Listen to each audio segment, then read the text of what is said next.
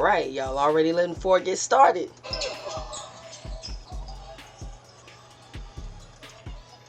So training camp is underway and we are getting a look at our rookies. Some of our top rookies at that. You got Azzi showing out in the wings training camp, and it's pretty good to see. It looks like she's catching her flow. They said the coach already started yelling at her to take the open shot, but it's interesting looking at the wings still. You know, I'm glad they have an Alicia Clark and Odyssey Sims. That veteran leadership is going to be good for these young players, especially, you know, over on the wings where it's a lot of talk about their locker room and how they're going to move forward. But after doing such a great job in free agency, picking up solid forwards from the Lynx, solidifying your guard position as well as your backups, the only pain point here is just going to be the cuts. Who do the Wings keep down the line, looking at a JJ Quinterly, Isaiah James? So as a team, if you were to have a problem, at least this is a good problem to have. But the Wings look solid. I like what I'm seeing from the Storm. Flau'Jae is getting a lot of praise from Natisha Heidemann, and it looks like she's enjoying the city. So I love that for the Storm and for her. Alright, and then leaning into the training camps here,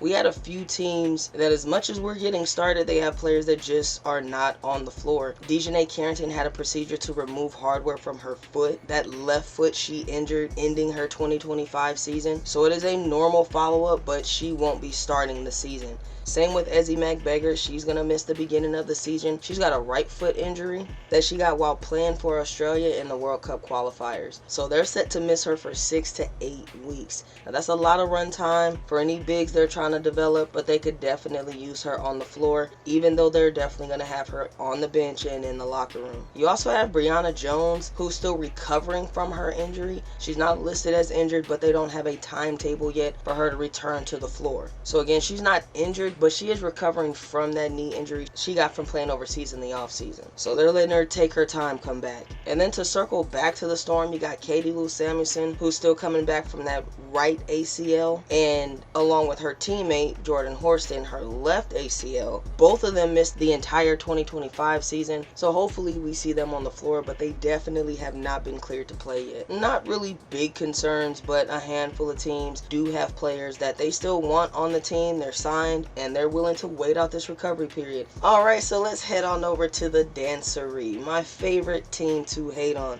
The Chicago Sky are still falling apart from the inside out. There were interviews from multiple players today where not only does the unprofessionalism seep out of almost everyone, but it starts to add to the theories that Dejanay Carrington, Skylar Diggins, Azzi Stevens, they're there because they got that bag. It's not because the Chicago Sky are this wonderful franchise to play for. No shade to them, again, just to the Sky. So let's see what Sloot had to say first. How do you think Azzi has changed in the time since she's last finished? I think she's really come into her own. You know, she was a huge piece for us, but she was kind of that role player that she did anything we needed. Now I think she could be a star. You know, like, we're going to expect a bit heavy scoring from her. Like, we need her to step up into a big role, you know, a superstar role. I mean, she's getting a paycheck, so she's got to step into that, and I've told her that, so that's what we're expecting. And I think that she can do that. You know, she has all the skill set, and we're going to put her in a position to be great. Did you feel like included in some of the decisions? Yes, I was included in every conversation.